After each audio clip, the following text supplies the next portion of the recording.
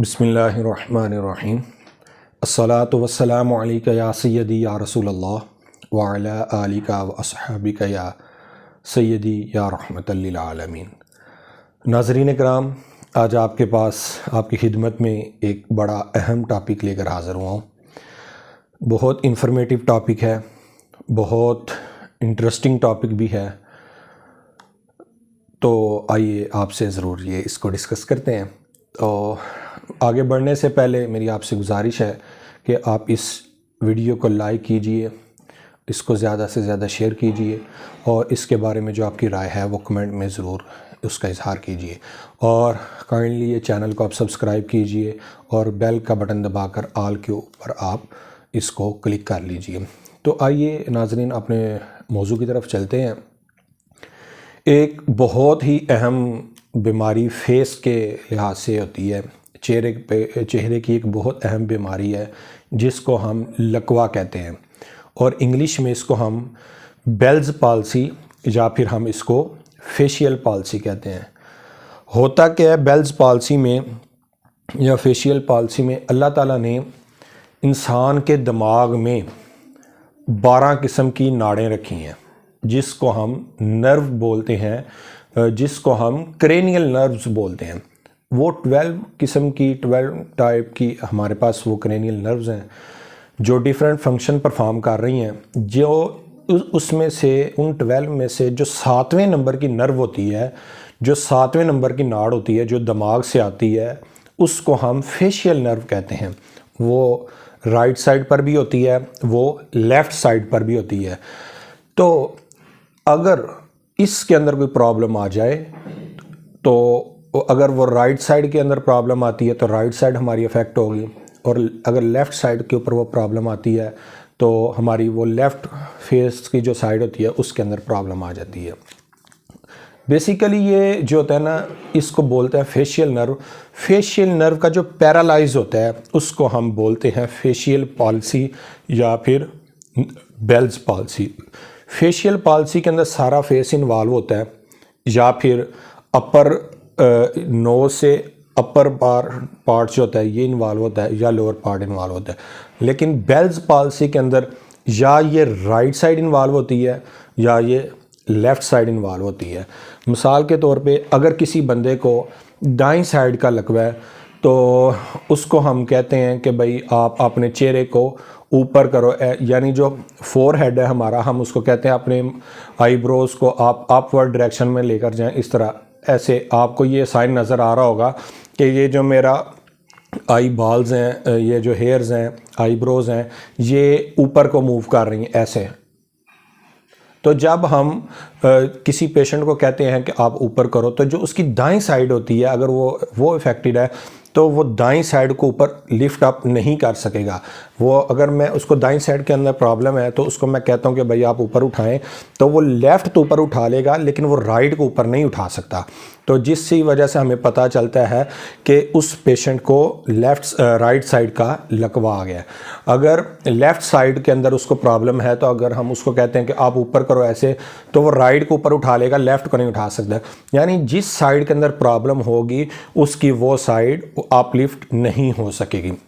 दूसरी बात हम कहते हैं कि क्लोज योर आइज़, अपनी आइज़ को आप क्लोज़ करें।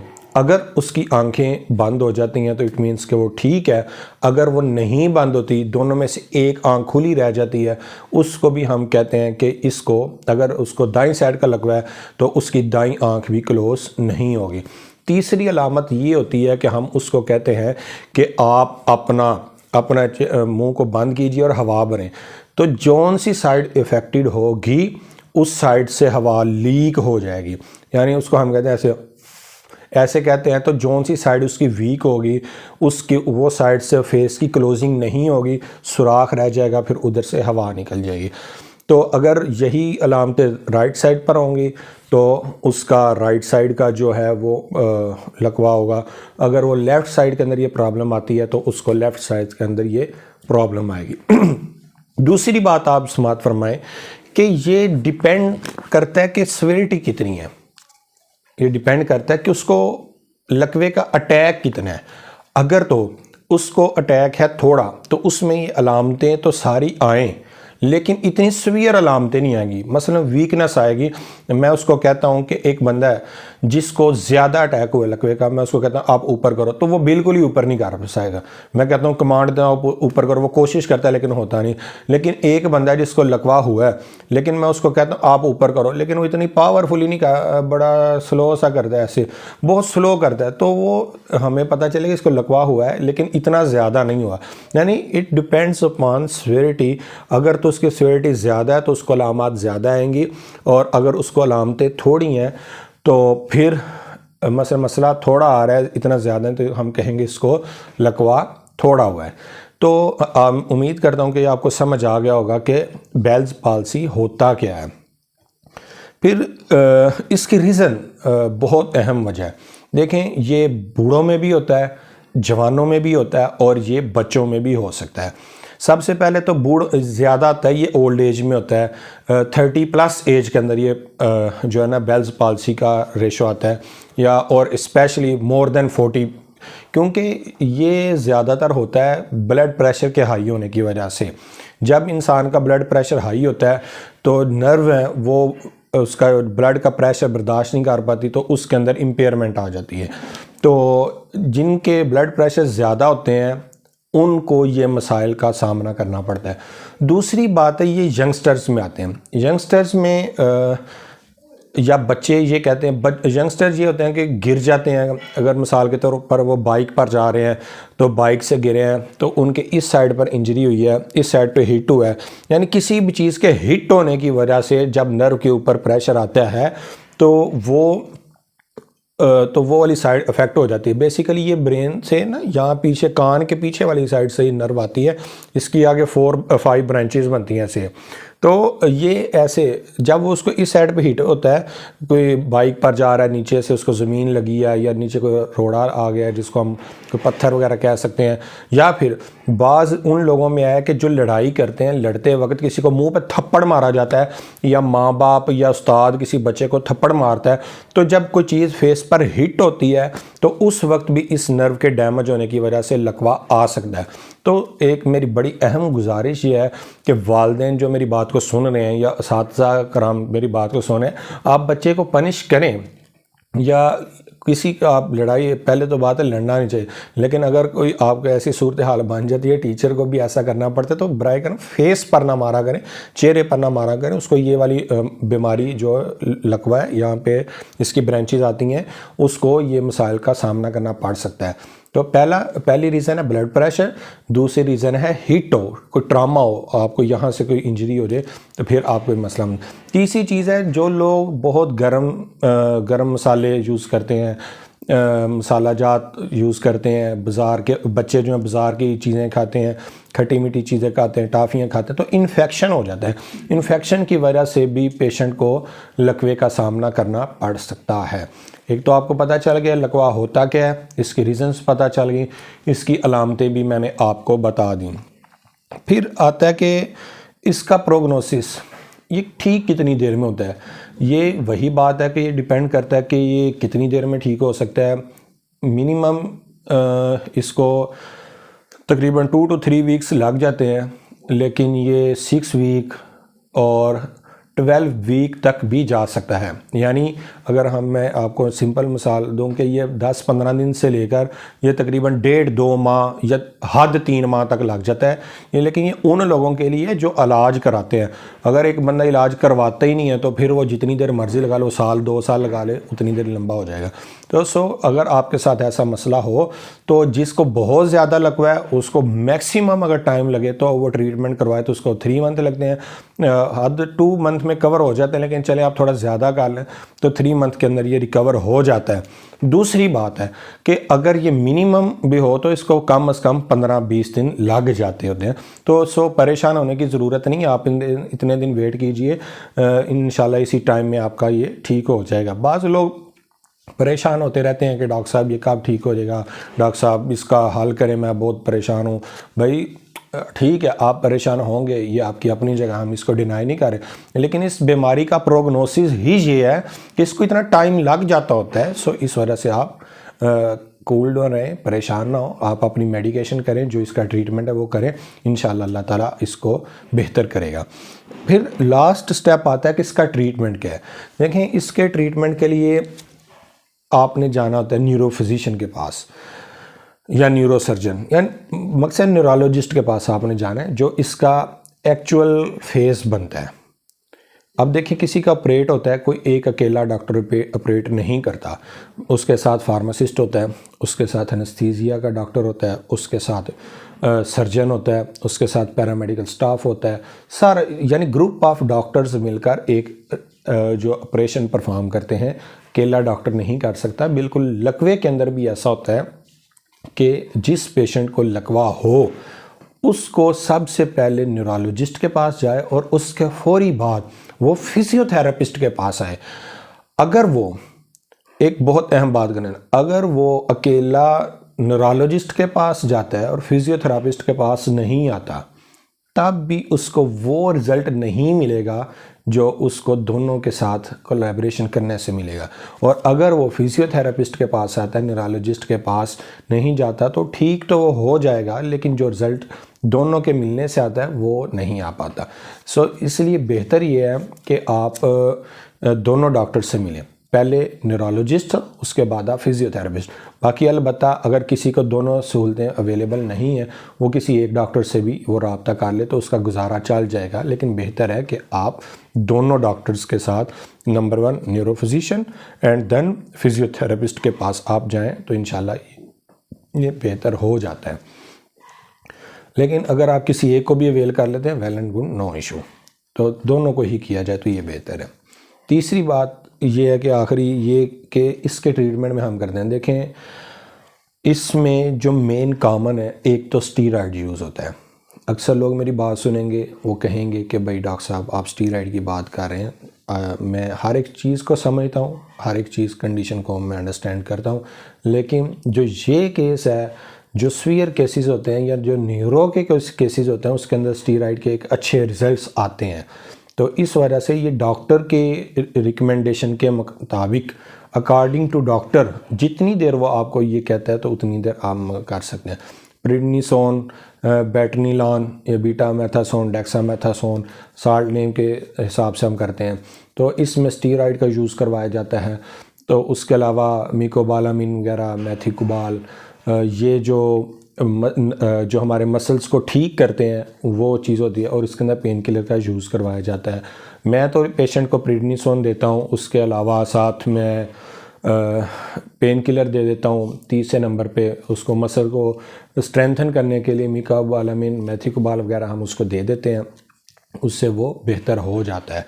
अगर किसी पेशेंट को ये आराम ना आए तो उसको फिर स्टीरॉयड का कोर्स भी करवाया जाता है।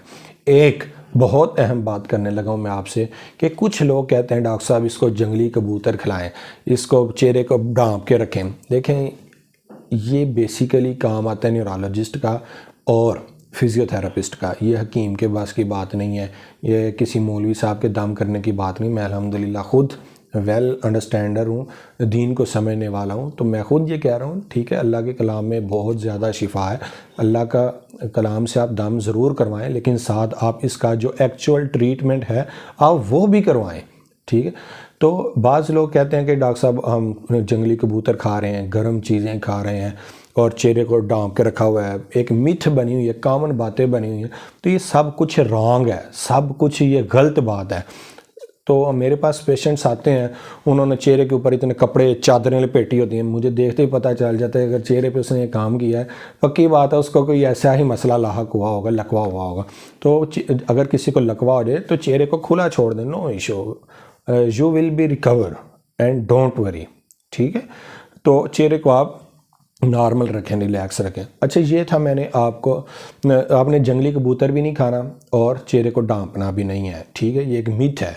जंगली कबूतर इसलिए नहीं खाना कि देखें लोग इसको समझते हैं मस्कुलर इशू, मस्कुलर इशू होने के साथ साथ उससे पहले ये न्यूरोलॉजिकल इशू है। तो आप जंगली कबूतर खा के आप अपना ब्लड प्रेशर हाई करेंगे, गर्म चीज़ खा के, तो ब्लड प्रेशर हाई होने की वजह से आपको दोबारा अगर ये मसला बन गया उसका कौन जिम्मेदार है। सो इसलिए गर्म चीज़ों से आप अवॉइड करें और गर्म चीज़ें आपने नहीं खानी। तो ये एक कॉमन बात पाई जाती है।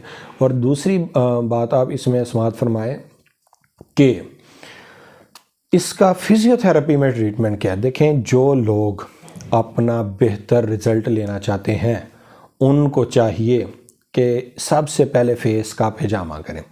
अगर आप हिजामे से इसका इलाज स्टार्ट करते हैं तो फिर आपके ट्रीटमेंट के अंदर हाफ डेज़ का फ़र्क पड़ जाएगा।